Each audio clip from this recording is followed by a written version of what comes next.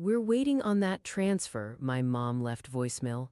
No more transfer, I replied. The next day, I had 23 missing calls and 38 text messages. The email arrived on a Tuesday, nothing special about that day otherwise, just another morning of spreadsheets, client calls, and too much coffee. I almost didn't check my personal account during lunch, almost. Subject line, OMG, did you see this? From my cousin Melissa. The video attachment took forever to load on the office Wi-Fi, 43 seconds that changed everything. It was my family's annual Christmas gathering. Last year, the one I'd missed because of a work emergency. The emergency being that I needed to finish a project that would secure my promotion. The promotion that had been funding their lives for the past 3 years. The video started with my mother's living room, the tree, the familiar decorations, voices off camera laughing, then my brother Edward's voice, clearly drunk. Thank God Rebecca couldn't make it, now we can actually enjoy ourselves. My stomach dropped, my sandwich sat forgotten on my desk. She's so uptight now, my sister Carol chimed in, acting like she's better than all of us just because she has that fancy job. Then my mother's voice, the one that used to sing me to sleep. Well, her fancy job is paying for this Christmas dinner so I can put up with her attitude. They laughed, all of them. The camera panned, presumably held by my cousin who'd sent the video. There they were, my entire family, drinks in hand, nodding in agreement. The funny thing is, Edward continued, she actually thinks we want to hear about her work, like any of us care about marketing strategies or whatever the hell she does. More laughter. But we care about her paychecks, my father added, raising his glass. To Rebecca, our personal ATM, they toasted, to my face, to my generosity, to the fact that I was apparently nothing more than a bank account to them. The video ended abruptly. Melissa's message read, OMG, I'm so sorry, I meant to send this to my therapist to show her what I've been dealing with in this family. Please call me. I didn't call, I couldn't speak. My hands trembled as I closed my laptop. 3 years of supporting them after Dad lost his job. 3 years of sending money for Carol's kids' school supplies. 3 years of covering Edward's rent when he was between jobs. 3 years of believing we were a family that stuck together through hard times. I made it to the bathroom before throwing up. The rest of the workday passed in a blur. I smiled at colleagues. I finished my presentation. I nodded at appropriate moments during meetings, but inside I was replaying those 43 seconds on loop. Our personal ATM, the drive home was dangerous. Tears kept blurring my vision. I had to pull over twice to breathe. By the time I reached my apartment, a strange calm had settled over me. The kind that comes after a storm has destroyed everything. There's nothing left to lose. I checked my phone, 5 missed calls from Melissa, 2 from my mother, probably their monthly request for money. It was the first of the month, after all. I set the phone down without returning any calls. Instead, I opened my banking app and looked at my transaction history. The regular transfers to my family members appeared like clockwork. Mom and Dad, $1,200 month for mortgage help, Edward. $800 month for temporary rent assistance. Going on 2 years now, Carol, $500 month for the kids' needs plus the emergency requests that came between, car repairs, medical bills, school trips. In total, I'd given them over $95,000 in the past 3 years. Money that could have gone toward my own dreams. The house I wanted to buy, the master's degree I'd put on hold, the vacation I hadn't taken in 4 years. I'd been living in a 1-bedroom apartment, eating ramen twice a week to maintain my family's lifestyle. My phone rang again. Mom, for the first time in my adult life, I didn't answer. Instead, I poured myself a glass of wine and made a decision. The ATM was closed, morning brought clarity, and 7 new voicemails. Rebecca, it's Mom, just checking in about this month's transfer. It hasn't come through yet. Hey sis, Edward here. Got a bit of a situation with my landlord. Could use an extra 300 this month. Call me back. Rebecca, mom again, is everything okay? We're waiting on that transfer. Dad's blood pressure medication needs to be refilled. Each message tightened the knot in my chest. Each one confirmed what the video had shown me, not one asked how I was doing.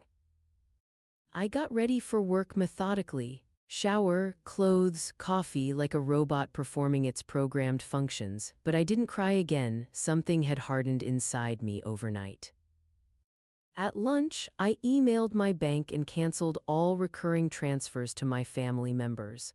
The relief was immediate, like setting down a heavy backpack I'd been carrying for years. Then I texted my mother, no transfer this month, need to take care of some personal financial matters.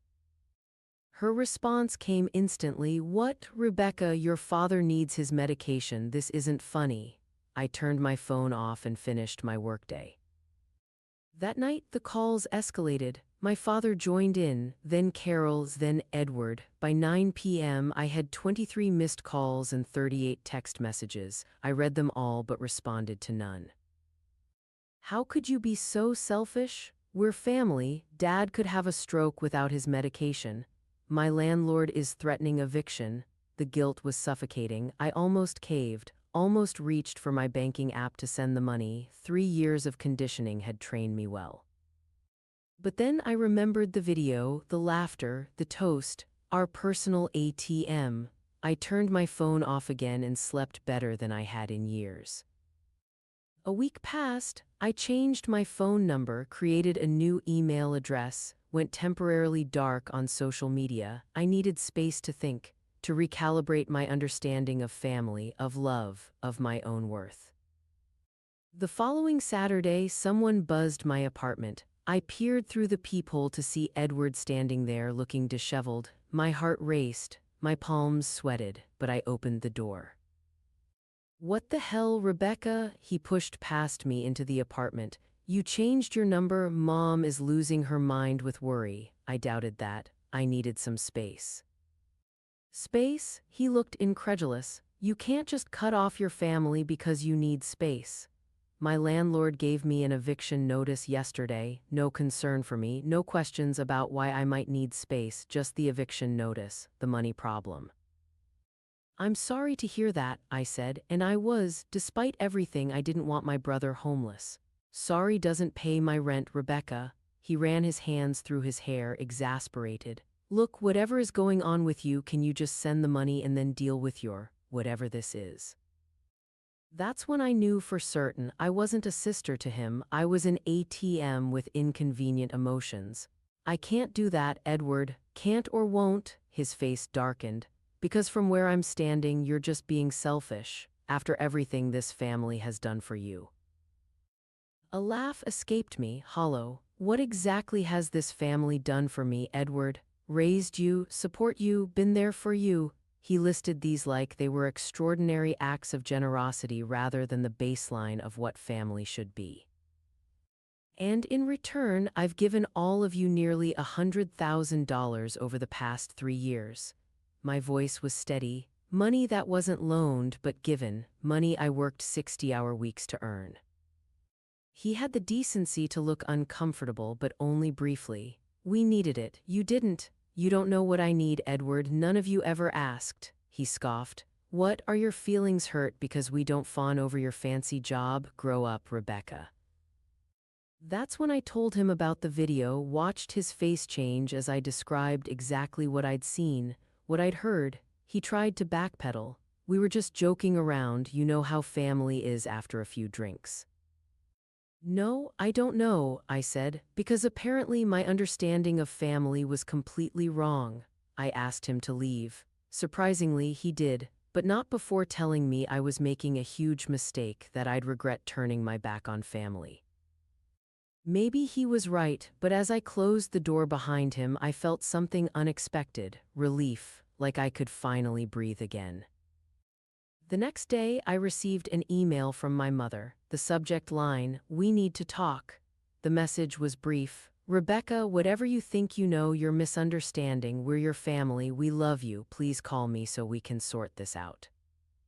No acknowledgement of the video, no apology, just gaslighting and emotional manipulation. I didn't respond.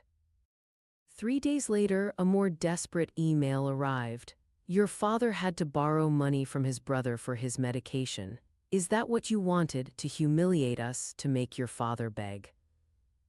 The guilt stabbed at me. I'd never wanted to hurt them, only to stop letting them hurt me. I wrote back a single line: Dad has a pension and Social Security. His medication costs $43 per month with his Medicare coverage. I knew this because I'd previously researched it when I started helping with their finances. They had income, not abundant but enough to cover necessities without my help. What they didn't have was enough to maintain the lifestyle they'd grown accustomed to, the lifestyle my money had been funding. My mother didn't respond to that email. A month passed. The silence from my family was both painful and peaceful. I missed them, or rather, I missed who I thought they were. I missed belonging, having people who knew my history, who shared my blood. But I didn't miss the anxiety that came with every phone call, every text message, every family gathering where I felt more like a resource than a daughter or sister. During that month, I did something revolutionary. I started spending money on myself. I booked a weekend trip to the beach. I signed up for a photography class I'd been eyeing for years. I started looking at real estate listings for my own home, not just dreaming about it. And I started therapy, because untangling yourself from people who have convinced you that their needs matter more than yours is complicated work. 6 weeks after Edward's visit, Carol showed up at my office. I was walking out after work when I spotted her sitting on a bench near the entrance, her 2 kids beside her. My heart sank. Using the children was a low blow even for them. Aunt Rebecca, 8-year-old Lily, ran toward me, arms outstretched. I hugged her tight, genuinely happy to see her. The children were innocent in all this. 5-year-old Ben followed, wrapping himself around my legs. We missed you. Mommy said you were lost, but we found you. I looked at Carol over their heads. Her expression was a practiced mix of concern and relief. We've been so worried, she said, stepping forward to hug me. I let her, but remained stiff in her embrace. You disappeared on us. I changed my phone number, I corrected, and told Mom why I wasn't sending money anymore. She winced at the direct mention of money, glancing at the kids. Can we go somewhere to talk, maybe get ice cream? She directed this last part to the children, who immediately began jumping with excitement. I agreed, not wanting to have this conversation in front of my workplace or disappoint the kids. We walked to a nearby ice cream parlor, the children chattering about school and friends, oblivious to the tension between their mother and me. After they were settled with their cones at an outdoor table where we could see them through the window, Carol got down to business. Look, I don't know what happened between you and Mom and Edward, but I saw the video, Carol. I kept my voice low. From last Christmas. Her face fell. She recovered quickly. Oh, that, we were all just joking around, Rebecca. You know how family is. The same line Edward had used, like they'd rehearsed it. Joking about me being your ATM, about only tolerating me because of my paychecks? She had the grace to look ashamed. We'd been drinking, it was stupid. Yes, it was. I stirred my melting ice cream, no longer interested in eating it. But it was also honest, the most honest any of you have been with me in years. That's not fair, she protested. We love you. Maybe you do, I conceded, but you don't respect me or care about my well-being. You only care about what I can give you. She started to object, but I cut her off. When was the last time you asked me about my life, Carol, about my dreams, my struggles? Have you ever wondered why I live in a tiny apartment while sending your kids to private gymnastics classes? Her silence was answer enough. I would have helped if you'd actually needed it, I continued. That's what family does, but you took advantage, all of you, and you didn't even have the decency to pretend to like me while doing it. Tears filled her eyes. For a moment I thought they might be genuine until she spoke.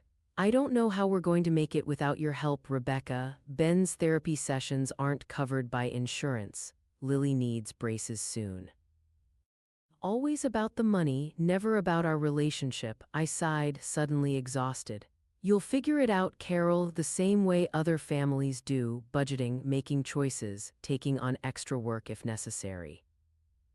That's easy for you to say with your big salary. My salary that I earned by working through weekends and holidays, by pursuing higher education, by making sacrifices. I met her gaze steadily. The same opportunities have always been available to you. She scoffed. I have children. That was your choice.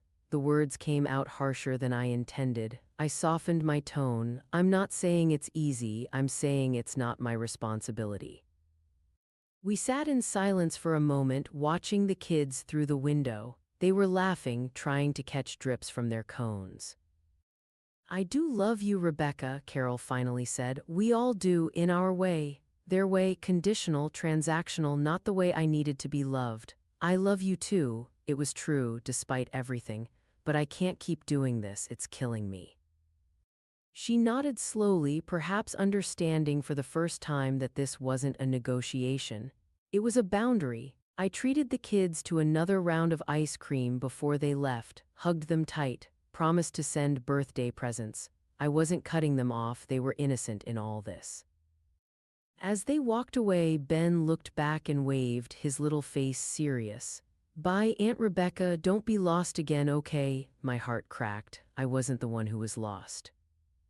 3 months passed, fall turned to winter. The holidays approached, my first without family obligations. I bought myself a small Christmas tree, decorated it with ornaments I chose, not ones laden with childhood memories, invited friends over for a potluck dinner on Christmas Eve. It was different but not terrible. On Christmas morning, I woke to an email from my father, the first direct communication from him since everything happened. Rebecca, it began, no dear or Merry Christmas. Your mother wanted me to reach out. Things have been difficult since you cut us off. Edward had to move back home. Carol's kids won't get much for Christmas this year. Is that what you wanted, to punish the children? No mention of missing me at Christmas, no acknowledgement of why I'd cut them off, just more guilt. I deleted the email without responding. New Year's Eve arrived, a fresh start. I attended a party at a colleague's house, laughed more than I had in months, felt lighter. At midnight, as everyone cheered and hugged, my phone buzzed with a text from an unknown number. It was Edward. Happy New Year, sis. I miss you. Can we talk? I'm ready to listen. I stared at the message for a long time. Was it genuine or another attempt to reestablish the financial pipeline? I decided it didn't matter. I wasn't ready to let any of them back into my life yet. Maybe someday, but not now, not until I was strong enough to maintain my boundaries. I didn't respond. I was building a life that was truly mine, not mortgaged to support others. In April, exactly 1 year after seeing the video, I received a letter from my mother, handwritten, 10 pages long. I almost didn't open it, but curiosity won out. My dearest Rebecca, it began, already different from my father's terse email. She wrote about how the past year had forced them to confront their behavior, how they'd taken me for granted, used me. She acknowledged the video, saying those moments haunted her now. We were wrong, she wrote. So terribly wrong, not just in what we said that night, but in how we've treated you for years. I have no excuse other than to say that it happened gradually. First a small loan here, then another there, until we began to expect it, to feel entitled to your success without considering the cost to you. She went on to describe how they'd adjusted to life without my support. Edward had taken 2 jobs and moved into a smaller apartment.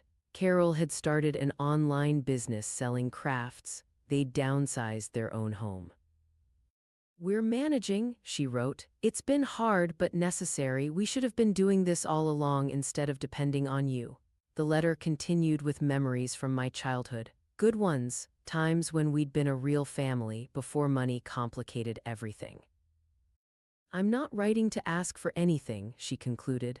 Only to say that I'm sorry, that we're all sorry, and that if you ever want to try again to have a relationship based on love and respect rather than financial obligation, we're ready, but only when and if you are. She signed it with love and regret, Mom. I folded the letter carefully and put it away, didn't respond immediately, needed time to process, to decide what I wanted. A week later, I sat down and wrote my own letter, not long, just 1 page. I listed every financial sacrifice I'd made for them, not to make them feel guilty, but to acknowledge the reality of what had happened. I deserved that recognition. Then I wrote about the pain of discovering how they really saw me, how it had forced me to reevaluate everything I thought I knew about family and love. I don't know if we can rebuild, I concluded, but if we try, it needs to be different. I am not your ATM, I'm your daughter, your sister, a person with my own needs and dreams. If you can see me, really see me, perhaps we can start again. Slowly. I mailed the letter the next day. Then I took my dog for a long walk in my new neighborhood, breathing in the scent of spring flowers, feeling the warmth of sunshine on my face. Whatever happened with my family, I was going to be okay. I'd learned the most valuable lesson: the price of being loved shouldn't be the sacrifice of your own well-being. Some relationships cost too much, and I was finally brave enough to close the account.